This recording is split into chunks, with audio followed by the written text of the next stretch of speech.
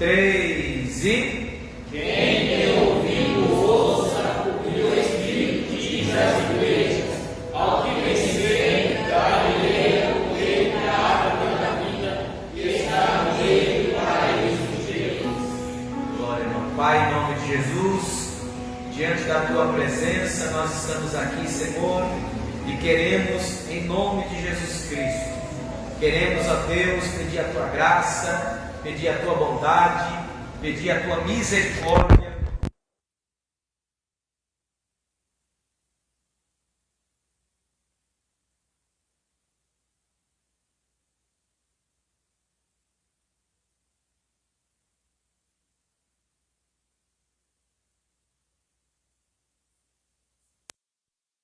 Entender a Tua palavra, meu Pai. Em nome de Jesus eu peço a Ti, em nome de Jesus eu Te agradeço. Fica conosco, continua conosco, em nome de Jesus. Amém. Tome seu assento. Em nome de Jesus Cristo. Amados irmãos, como nós já tivemos 2 sextas-feiras estudando e aprendendo no capítulo 1 do livro de Apocalipse, agora estaremos dando início ao capítulo de número 2 do livro de Apocalipse. Nós vamos, na sexta-feira, no dia de hoje, se Deus assim permitir, vamos falar do versículo 1 ao versículo de número 7. Amém? Amém ou amém? Então vamos lá.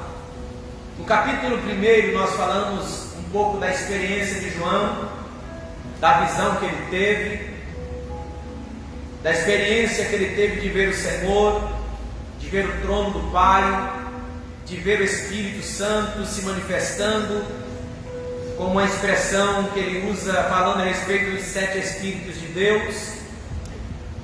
Nós vemos ele dizendo o porquê. No capítulo 1 ele está preso, e nós vemos que o Senhor vai dar uma experiência tremenda para João, e João ele tem a responsabilidade de entregar uma mensagem para a igreja do Senhor, e esta mensagem ela é dividida em 7 partes, pois o Senhor Jesus Cristo, nós entendemos que Ele escolhera para si 7 igrejas da Ásia.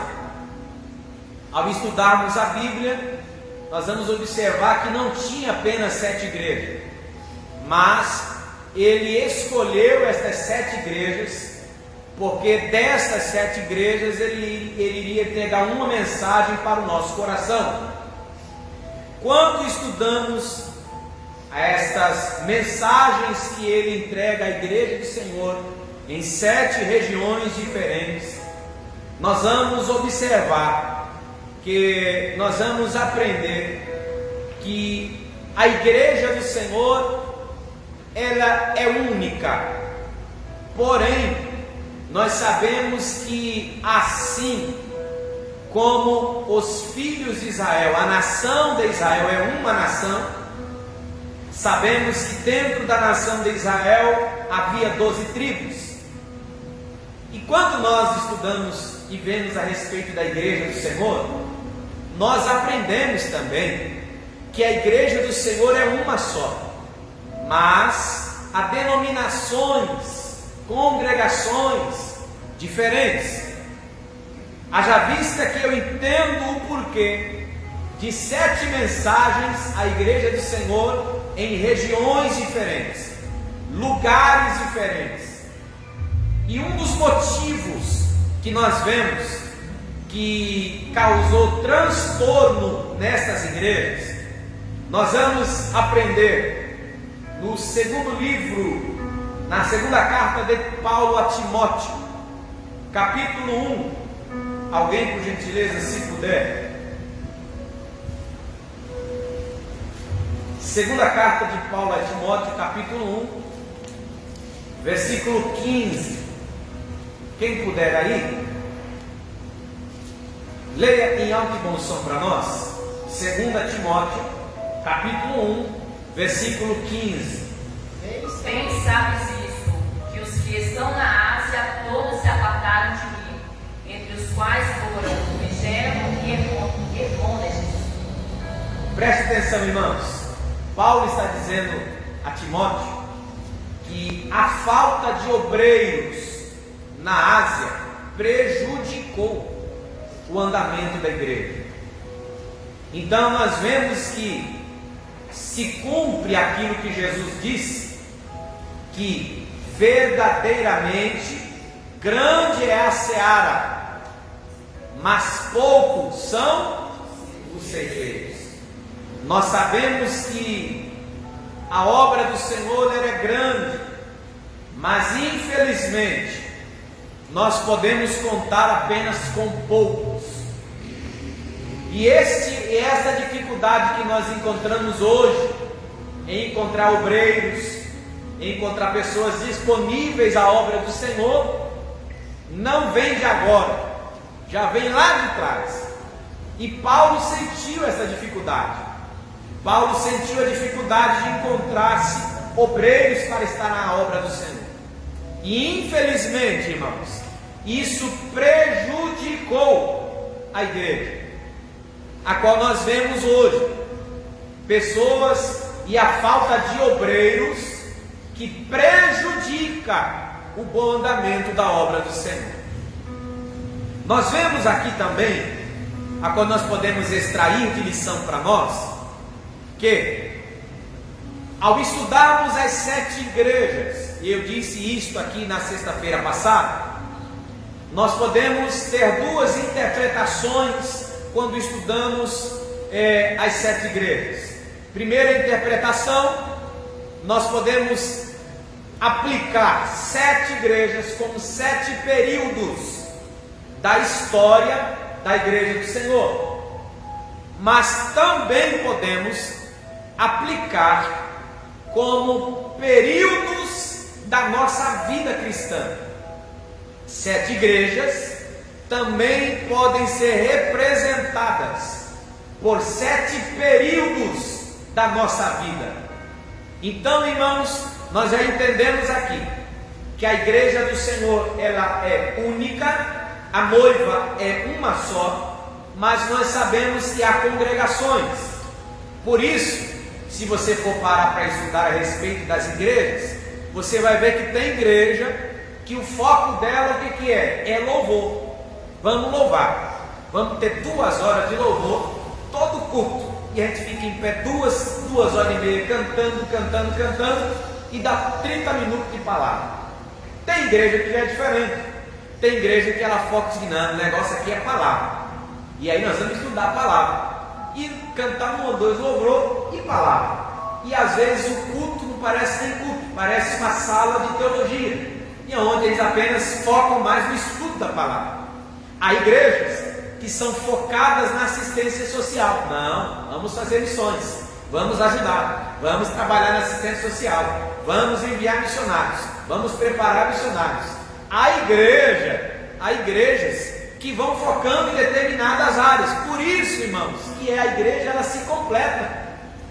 Por isso que a igreja do Senhor é um só. Por isso que o corpo tem muitos membros. Então eu não posso dizer que a igreja do fulano é errada e a minha é certa, porque ele foca mais em uma área e eu foco mais em outra. A base principal da igreja tem que ser a palavra de Deus. Então, se nós estivermos na palavra, e uma das coisas que nós precisamos aprender e guardar no nosso coração, o que é? A vida cristã, ela é uma vida de equilíbrio. Se você tiver equilíbrio, tanto em todas as áreas da sua vida, você vai se dar bem, em todas as áreas. Eu não posso ser radical demais, mas também não posso ser liberal demais. Eu não posso, ser torrão demais, mas também não posso ser sorridente demais, brincalhão demais. Temos que manter o equilíbrio. E se você souber, com a graça do Espírito Santo, manter o equilíbrio, você vai se dar bem na vida. Você vai ter uma vida saudável. Por isso que nós temos que manter o equilíbrio. Infelizmente, é difícil ter. Infelizmente, tem pessoas que não conseguem. Ou são radicais demais, ou são liberais demais. Por isso, quando nós começamos a estudar a respeito das igrejas, nós vemos que cada igreja tem um tipo. Cada igreja que nós vamos estudar aqui, ela tem uma característica.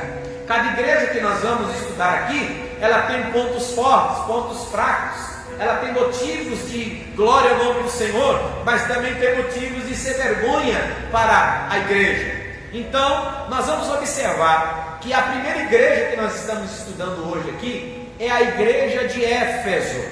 A igreja de Éfeso, ela representa a igreja do primeiro século. Ela representa a igreja dos apóstolos.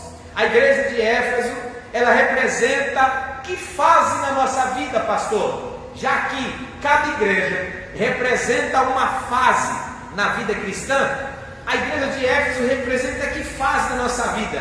Dentre algumas lições que nós vamos aprender aqui, uma das lições que nós podemos extrair para a nossa vida, a igreja de Éfeso representa aquele nosso momento que vai ser mencionado aqui, o momento do primeiro amor. Então, nós vamos observar algumas lições que nós extraímos aqui. Você, por gentileza, acompanhe na sua Bíblia, em nome do Senhor Jesus. Versículo 1. Escreve ao anjo da igreja. Escreve quem?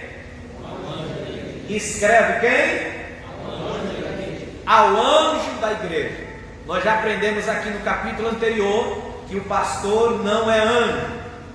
Isso aqui trata-se de um ministério a qual o Senhor o confiou. Amém, irmãos? A expressão de falar é uma linguagem figurativa ao anjo da igreja. É uma linguagem de carinho, de respeito para com o pastor. Mas o pastor não é anjo. Por mais que eu tenha essa carinha bonitinha que parece um anjo, eu não sou um anjo. Tá bom, meu irmão? Em nome do Senhor Jesus. Pastor não é anjo. Fala-se aqui de ministério do qual o Senhor confiou. Amém ou amém? Amém. Diante disso, quando a mensagem está sendo direcionada, ela vem primeiro para quem? Ao anjo da igreja, ao pastor da igreja. Então tem certas coisas, irmãos, tem certas coisas que nós precisamos aprender, que nós vamos tratar na igreja, fazer na igreja. Aí tem gente que vem e diz assim: pastor, eu quero fazer um negócio aqui na igreja, porque Deus mandou fazer um negócio aqui na igreja. Irmãos, Deus, você pode repetir comigo assim, ó, Deus não quebra princípios. Amém? Então não adianta você chegar e dizer assim: não, eu vou fazer isso aqui porque Deus mandou, e não falou com o pastor da igreja. A mensagem é para a igreja, mas ela foi direcionada para quem? Ao anjo da igreja. Por quê? Porque o anjo da igreja, o pastor da igreja, é responsável pela vida espiritual dos membros da igreja do Senhor. Então, primeiro, irmão, a espada corta aqui, para depois chegar aí. Então vamos lá. Escreve ao anjo da igreja que está em Éfeso: isto diz aquele que tem na sua destra, na sua mão direita, ok? As 7 estrelas. Nós aprendemos aqui no capítulo anterior que os castiçais, eles representam o quê? Vamos lá? Os 7 castiçais representam quem? As 7? E fica com medo não. Isso. As 7 igrejas. E quem são as estrelas? São os anjos, os pastores da igreja. Então quando ele diz assim, ó, escreve ao anjo da igreja que aquele que tem os 7 pastores na sua mão, diz. Você precisa entender que a liderança espiritual, irmão, está nas mãos de Deus. Ah, pastor, mas o pastor está fazendo isso, o pastor está fazendo aquilo, o pastor fez isso, o pastor agiu assim. Ei, irmão, quem vai tratar com ele? Deus. Porque ele está na mão de Deus. Por isso que você tem que tomar cuidado com certas atitudes. Você lembra de Davi? Davi teve a oportunidade de matar Saul. Só que Davi diz assim: ó, longe de mim tocar no ungido do Senhor. Tem coisas, irmãos, que eu não posso me meter. Tem coisas que você não pode se meter. Você acha que nós, como líderes, e aqui nós temos líderes de congregação, líderes setoriais, líderes regionais, diretores e o nosso pastor presidente. Você acha que eu vou concordar sempre 100% com tudo que a minha liderança fala? Tem coisas que eu não vou concordar, mas vou respeitar, desde que não fira os princípios bíblicos. Opa, estamos aí. Enquanto estiver na palavra de Deus, mas se for um jeito, uma maneira, uma administração, enquanto não está ferindo a palavra de Deus, quem vai tratar com fulano, com liderança A, com liderança B, seja o dirigente da congregação, seja o setorial, seja o regional, seja o diretor, seja o presidente, quem vai tratar com ele é Deus, porque ele está na mão de Deus. Outra lição que nós entendemos aqui: aquele que tem na sua mão direita as 7 estrelas, que anda no meio dos 7 castiçais de ouro, ou seja, ele tem o controle da liderança da igreja. Pastor, mas a liderança não está bem, mas a liderança não está legal. Fique tranquilo que nada saiu do controle de Deus. Mas aconteceu isso, mas aconteceu aquilo, mas aconteceu isso, mas aconteceu aquilo. Fica tranquilo, porque nada saiu da mão de Deus. Ele anda no meio dos 7 castiçais de ouro. E os 7 castiçais de ouro, quero ver se vocês guardou mesmo, representa as igrejas. Ou seja, ele está no meio da igreja. Observe que ele tem o controle da liderança e ele está no meio da igreja. Ou seja, nada sai do controle de Deus. Nada. Vamos lá. Versículo de número 2. Vamos ver todos juntos? 1, 2, 3 e...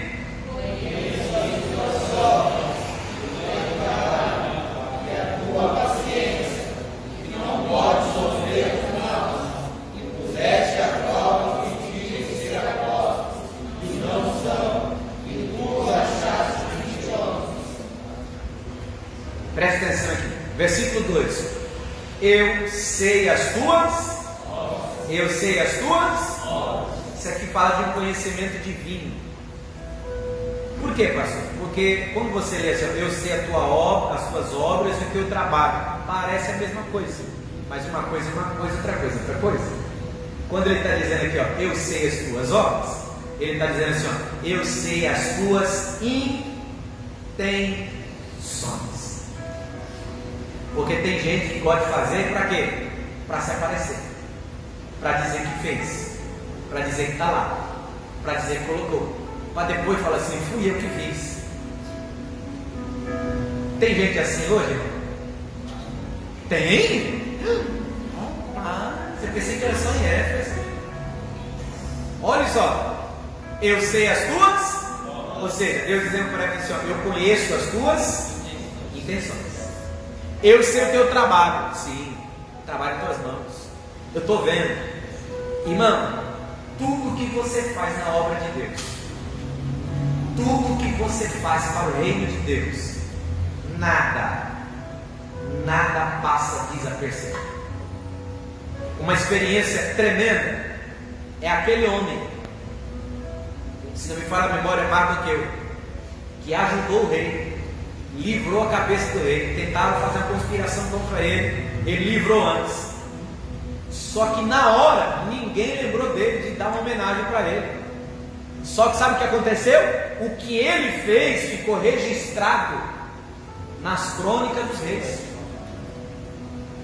Por quê? Deus permitiu tudo aquilo para lá na frente Deus fazer o rei ficar sem sono e lembrar do que aconteceu. Entenda uma coisa: seja um copo d'água que você compra para a igreja, seja uma boa ação que você faz para alguém em prol do reino de Deus, tudo que você faz, irmãos, está sendo registrado. Nada passa desapercebido. Você pode dar glória a Deus por isso? Eu conheço também a tua paciência. Ou seja, mesmo em meio às dificuldades, você continua ali. Mesmo em meio às lutas, você continua ali. E que não pode sofrer os maus. E que não pode sofrer os maus. Pastor, o que é isso? Deus está fazendo distinção da igreja. Deus está dizendo assim: eu sei que você é bom. Eu sei que você é bom. Eu sei que tem gente boa aí. Então vamos lá. E pusestes à prova os que dizem ser apóstolos e não são, e tu os achastes mentirosos. Uma característica linda da igreja de Éfeso, irmão, é que a igreja de Éfeso, ela tinha discernimento espiritual, que infelizmente tem faltado em nosso tempo. O que é isso, pastor? É você discernir, saber quem é de Deus e quem não é, quem está falando a verdade e quem não está. Não é o achismo, não é que eu estou sentindo, não, é o Espírito Santo de Deus. Fala assim: eu não estou nesse negócio não. Porque a Bíblia está dizendo que eles conseguiram provar que tinha gente que dizia ser apóstolo, mas não era. Que é isso? Tinha pessoas que falavam assim: não, eu sou apóstolo, eu andei com Jesus, eu também estava lá com Jesus. E ele falou assim: não, você não, assim que você não estava não. Eles tiveram entendimento, discerniram, pegaram, descobriram a mentira. E nós precisamos pedir graça a Deus para isso, irmão, para que possamos ter discernimento e entendermos o que é Deus e o que não é Deus. Vamos lá. E sofrestes, tens paciência, trabalhaste pelo meu nome e não te cansaste. Ou seja, igreja de Éfeso tem discernimento e é perseverante, não se cansa, está ali continuando. Olha que característica bonita da igreja de Éfeso. Porém, apesar de tudo isso, o versículo 4 está dizendo assim: tenho porém contra ti que deixastes o teu primeiro amor. Observe aqui, irmão, a expressão deixastes o teu primeiro. Sabe o que é deixar? Aparece aqui, ó. Não é uma pessoa que ela foi ficando fria, foi ficando e foi ficando. Não. Ela fez uma escolha. Ela deixou. Sabe por quê? A igreja de Éfeso, você percebe que é uma igreja que tem conhecimento, tem discernimento. É uma igreja que conhece da palavra de Deus, e nós vamos descobrir isso mais adiante aqui. Só que há uma linha muito tênue quando você estuda muito a palavra de Deus e não ora. Você lê muito e não ora. Todos os pastores antigos, eles sempre dão o mesmo conselho: quer estudar a Bíblia? Faça teologia, é muito bom. Quer estudar? Mas estude de joelhos. Por quê? Porque senão você fica muito mecânico, muito querendo saber de tudo. É por isso que tem pessoas que, infelizmente, ela não tem uma base bíblica fortalecida. Aí ela, dependendo da faculdade que ela for fazer, ela vai para a faculdade e volta ateu, irmão. Volta ateu. Volta questionando tudo. Volta duvidando de tudo. Volta acreditando mais na ciência do que na Bíblia, do que na fé, do que na palavra. Sendo que as duas podem caminhar perto uma da outra. Aí a pessoa, nós temos que estudar a Bíblia, mas estudar com graça, orando, pedindo o Espírito Santo, me ajuda a entender isso. Espírito Santo, me ajuda a não perder o fervor. Por quê? Porque a igreja de Éfeso, ela vai perder o fervor espiritual.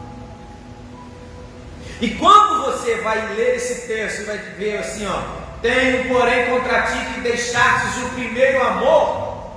Aí você vai ler lá atrás, você que está anotando: pastor, como eu posso entender o primeiro amor de Éfeso? Atos 19. Depois que você puder ler em casa, Atos 19, você vai ver os relatos do que aconteceram em Éfeso. Paulo chega ali com os discípulos que não conheciam o batismo com o Espírito Santo, apenas o batismo de João. Agora eles são cheios do Espírito Santo e fazem uma revolução ali naquela cidade. O nome do Senhor é glorificado. A bruxaria era grande ali, a feitiçaria era grande, mas por causa do poder do Espírito Santo na vida daqueles homens, começa a ter uma conversão ali, uma mudança de comportamento ali. As pessoas começam a se arrepender, confessar os seus pecados. Há um avivamento em Éfeso, há uma manifestação do poder do Espírito Santo de Deus ali. Observe, irmãos, observe, todo grande avivamento que houve na história da igreja teve a manifestação do Espírito Santo de Deus. Todo avivamento que teve na história da igreja teve a manifestação do poder do Espírito Santo de Deus.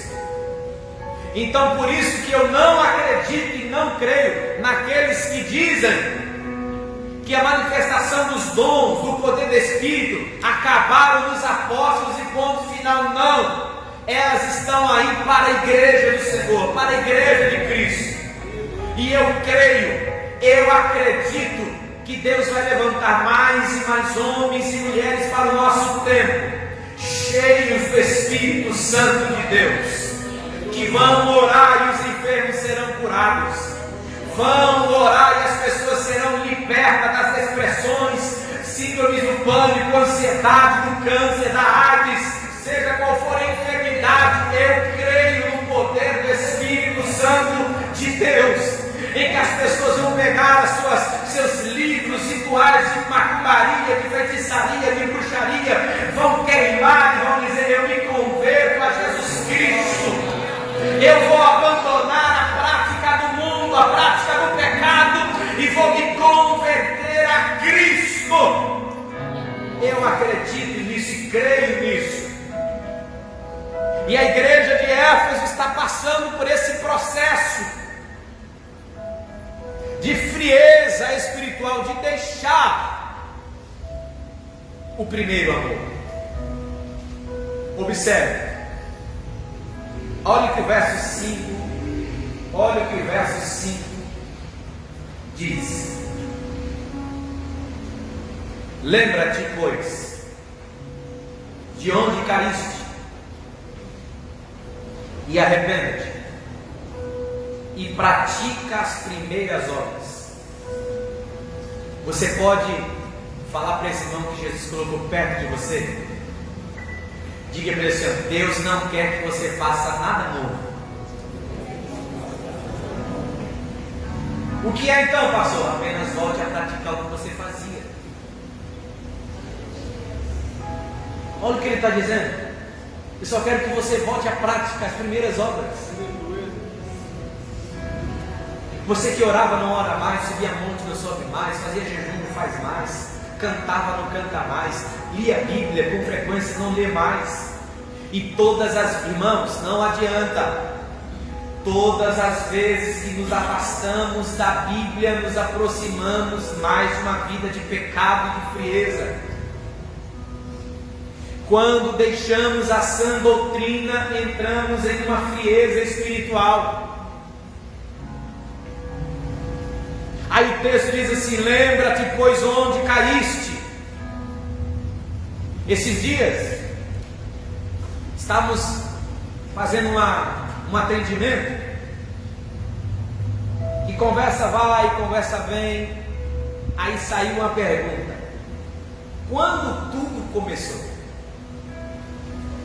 Ah, pastor, quando tudo começou? Começou quando aconteceu isso, isso e isso. Aí eu perguntei novamente: quando tudo começou? Ah, pastor, realmente foi quando aconteceu isso, isso e isso. Eu vou perguntar de novo: quando foi que tudo isso começou? Ah, pastor, foi quando aconteceu isso. Ah, pastor, já entendi onde você quer chegar. Eu falei: é só você olhar para trás, irmão. O que foi que causou? O que foi que causou em mim essa frieza? É só você olhar para trás e começar a dizer: eu preciso, então, foi aqui, e é aqui que eu preciso mudar, é aqui que eu preciso arrumar, é aqui que eu preciso direcionar. Então nós paramos, e ele está dizendo assim: ó, lembra-te onde caíste, e arrependa-te. Ou seja, todo grande reavivamento, todo grande mover do Espírito Santo, ele começa com um arrependimento, irmão. Então, se eu quero voltar ao primeiro amor, se eu quero voltar às primeiras obras, eu preciso parar e voltar-se ao arrependimento. E o que é arrependimento? É a mudança de comportamento. Tem um texto bíblico que agora fugiu da memória quem é o profeta, que diz assim, é um dos grandes profetas, não me falha a memória: quando vos lembrardes dos vossos pecados, tereis nojo de vós mesmos. É você olhar para trás e você dizer assim: eu fui aqui onde tudo começou e eu vou começar agora a mudar a partir daqui. Como assim, pastor? A frieza do casamento foi quando você deixou de focar na sua família e focou mais no trabalho. A sua frieza espiritual começou quando você mudou as prioridades, começou a tirar Deus do primeiro lugar e começou aí onde tudo começa, irmão. Se Deus não está em primeiro lugar, vai dar tudo errado. Se Deus não entrar como primazia, vai dar tudo errado. Aí o texto sagrado diz assim: lembra-te onde caíste e pratica as primeiras obras. Ou seja, não é nada novo, é que você já sabe fazer. Você já sabe fazer. Oh, glória ao nome de Jesus. Quando não, eu quero que você grave. Eu sei que é difícil, mas você precisa gravar essa palavrinha aqui até a última igreja, tá? Brevemente a ti virei. Você pode repetir comigo assim, ó: brevemente a ti virei. 1, 2, 3 e... brevemente a ti virei. Guarde isso, e você vai entender lá na última igreja. Mais uma vez, 1, 2, 3 e... brevemente a ti virei. Isso. E tirarei do seu lugar o teu castiçal, se não se arrepender. Se você for estudar hoje, Éfeso é a atual Turquia, se não me falha a memória. E a igreja de Éfeso não existe mais. o castiçal foi tirado. Por que, pastor? Porque não houve arrependimento. O Senhor falou, o Senhor fala, o Senhor anuncia, o Senhor avisa, o Senhor envia a mensagem. Tens, porém, e eu acho interessante isso, que ele vai falar agora um lado positivo, mais um lado positivo da igreja. Tens, porém, isso, que aborrece as obras dos nicolaítas. Você pode repetir comigo assim, ó? Obras, vamos lá, tá fraco. 1, 2, 3 e? Obras dos nicolaítas. Observe, irmãos, preste atenção. Tens, porém, isto que aborrece as obras dos nicolaítas, as quais eu também aborreço. Observe que Jesus está dizendo assim, ó, é as obras, não é os nicolaítas, tá? Não é os nicolaítas, é as obras.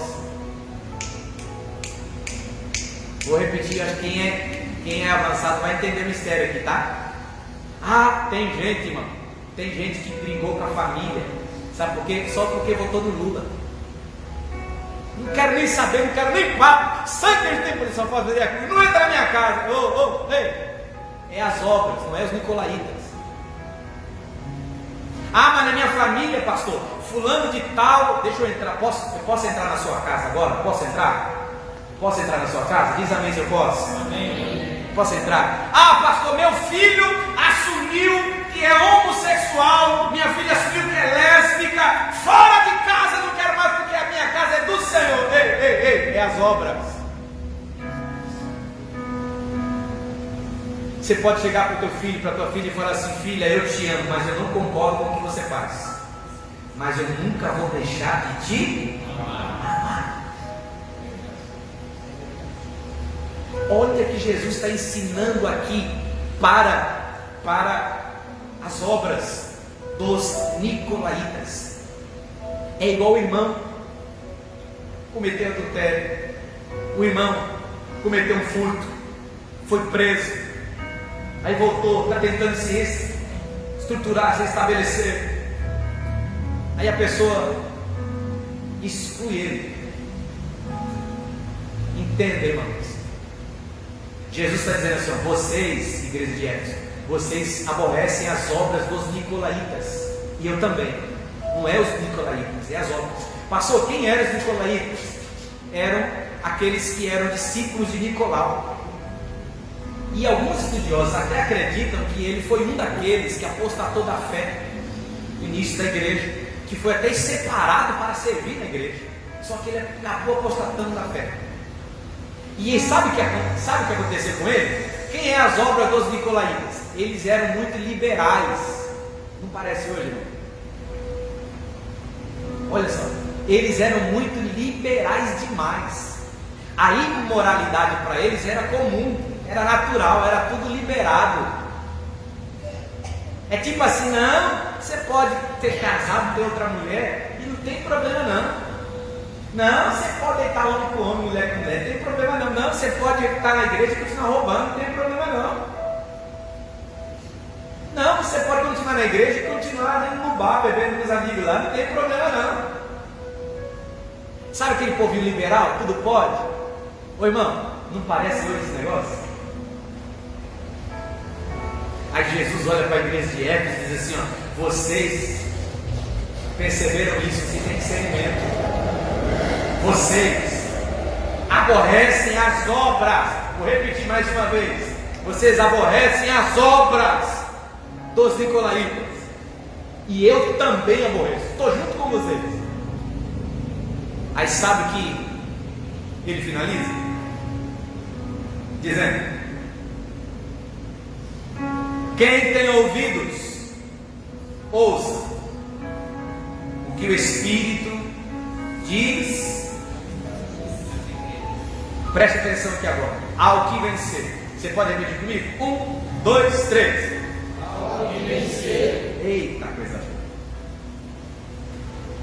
Se ele está dizendo ao que vencer, é porque vai ter gente Que não vai vencer. É bem simples, né? Ao que vencer, aquele que for até o fim, dar-lhe-ei de comer da árvore da vida, que está no meio do paraíso de Deus. A árvore da vida é bem autoexplicativa, né? Qual é o fruto que ela dá? O fruto para vida. E o que está acontecendo com a igreja de Éfeso? A igreja de Éfeso está perdendo a vida. Aí o Senhor vem para Éfeso e diz assim: se você permanecer até o fim, oh glória, eu vou fazer você comer da árvore da vida. Oh glória em nome de Jesus. Pastor, mas vai vir a perseguição. Fique tranquilo. Não tema aquele que pode acabar com o teu corpo, mas não pode acabar com a tua alma. Porque aqui no paraíso você vai comer da árvore da vida. Você vai prestar bem atenção que durante nós estamos estudando esses versículos, você vai ver que o Senhor ele vai usar palavras para a igreja que elas vão conseguir compreender, elas vão entender. Então, se a igreja está perdendo vida, se a igreja está perdendo o primeiro amor, o fervor, pastor, como eu posso voltar ao fervor? Como nós podemos voltar àquele tempo em que os cultos eram mais fervorosos? Os cultos era todo culto de salvação de alma, batendo com o Espírito Santo, cura divina. Oh meu Deus, era casa cheia. O que fazer, pastor? Simples, é o que você fazia, irmão. Não tem segredo. O que é? É você voltar a fazer o que você fazia. Ore mais, volte a orar mais, volte a jejuar mais, volte a buscar mais. É você, sabe, que antigamente a gente vinha para a igreja e não estava preocupado com fulano, com Beltrano, na roupa de ciclano, na roupa de Beltrano, se cantou errado, se cantou certo, se pregou errado, se pregou gaguejando, se trocou versículo, se trocou personagem bíblico. Ele vinha para adorar a Jesus, ele vinha para adorar ao Senhor, aleluia, vinha num trabalho fedido, suado, mas sentava lá no final da igreja só para receber a bênção apostólica. Estou indo para casa abençoado, aleluia. Sabe o que é isso? É só você voltar a praticar isso. É só você voltar a praticar isso. Aí o Senhor finaliza a mensagem à igreja de Éfeso dizendo assim: ó, aquele que vencer. O que é vencer aqui? É aquele que voltar ao primeiro. Eu falhei e dar-lhe de comer da árvore da vida. Oh glória. Meus amados irmãos, se esta igreja de Éfeso ela representa também uma fase na nossa vida, quem sabe você está no primeiro amor, quem sabe você deixou o primeiro amor. Como assim, pastor? Devido aos embaraços dessa vida, devido ao trabalho, devido a um relacionamento, devido a uma posição, a um cargo. Só que Deus está dizendo para nós, para mim e para você: lembra-te onde caíste e volta. É tempo de voltar. É tempo de voltarmos. Eu sei que hoje tem uma geração nova chegando na igreja, mas eu sei também que tem pessoas aqui que não vou jogar longe, tá? Não vou jogar perto. São da minha geração, de adolescência na igreja, de infância na igreja. Nós podemos passar o bastão da corrida da vida para essa geração que está vindo hoje. dando exemplos para eles. Eu me preocupo com o futuro da minha filha, com esses adolescentes, jovens que estão chegando agora, irmão. Que possamos voltar a praticar o primeiro amor, que eles possam olhar para nós e ver o brilho do Espírito Santo, que eles possam olhar para nós e ver a alegria de estar na casa de Deus. Porque infelizmente tem gente que vem para a igreja, parece um fardo pesado, e a igreja não é fardo pesado. Você percebeu que hoje nós usamos alguns pontos fora do contexto e fala assim: não, pastor, o senhor falou que tem que ter equilíbrio, por isso eu vou na igreja uma vez, no máximo 2 vezes por semana, e está bom demais, porque eu tenho que cuidar da minha família. Aí de 7 dias separa 2. Aí você vai mudando as prioridades. Só que o engraçado é que quando era seu pai, eles trabalhavam, ganhavam dinheiro, conquistavam, tiveram tudo, e nunca deixou de ir para o culto, nunca deixou de ir para a consagração, nunca deixou de ir para a oração. Eles não mudaram. Porque a gente agora, infelizmente, irmão, a gente é muito dodóizinho demais, Nutelinha demais, espiritualmente, se eu posso usar essa expressão. Que possamos voltar ao primeiro amor, às primeiras obras. Lembra-te, pois, onde caíste. E diante disso, você, eu, que possamos estar vivendo esse momento.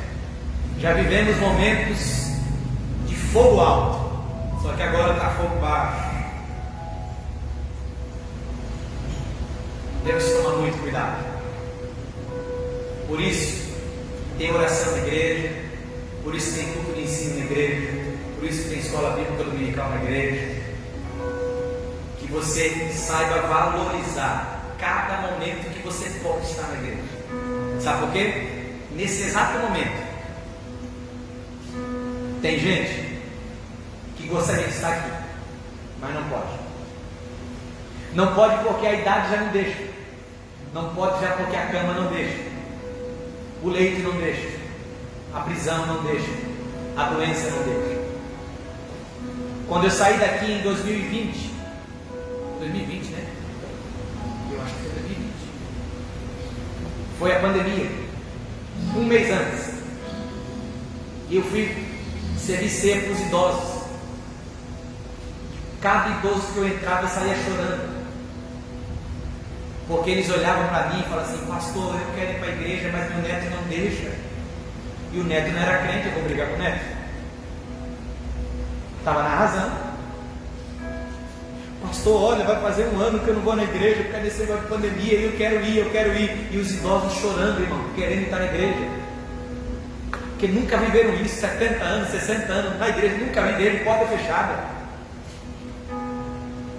Aí a gente pensando que vai parar a pandemia e nós vamos logo voltar com tudo 220. E quem estava em casa acostumou a ficar em casa. Irmãos, lembra dessa igreja de Éfeso. Todas as vezes que vier o desânimo, todas as vezes que vier um momento de fraqueza, de frieza espiritual, lembra disso, Senhor, me ajuda. Me ajuda a voltar. Me ajuda a voltar às primeiras obras, a praticar as primeiras obras. Amém? Amém ou amém? Amém.